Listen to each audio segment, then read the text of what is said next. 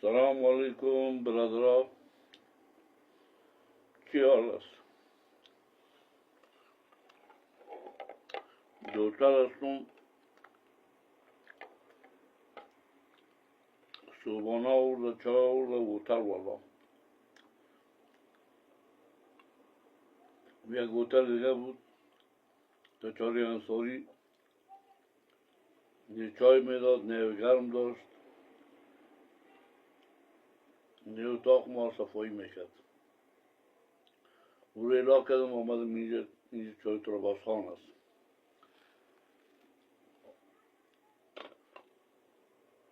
نو بجه است. در پشت دروازه ما تک تک کرد، چای ما خود.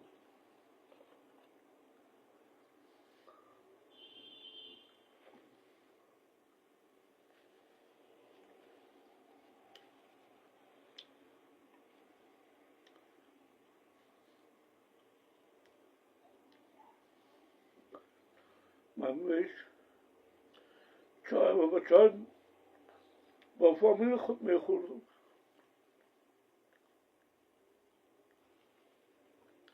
یعنی این انقلاب است که این انقلاب است که ما را آورده.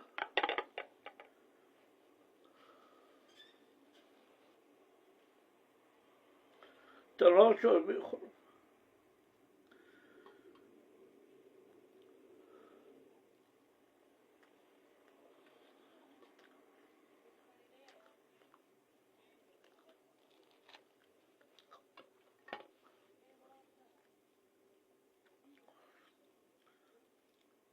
یک پاکستان رفتم مواجه شدم، اولادایم دل میشیم. بعد از 34 سال 35 سال یه اولین روز است که ما از اولاد خود دور هستم.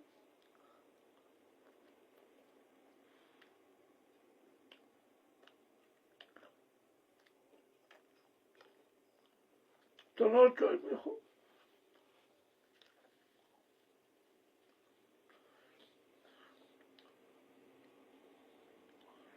ویزی پاکستان ویزی امریکا گشته.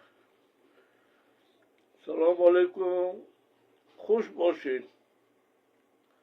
من بابی مسافر در وطن خود مسافر دعا میکنم که همیشه خوشی را پروردگار در پایتان پرد.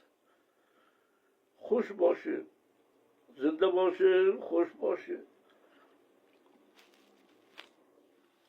یعنی یک اتاق است، این خورترک یک اتاق است. این یک اتاق است، این اتاق است. خوش باشه برادرها، خوش باشه. با کلتان سلام، با کلتان سلام.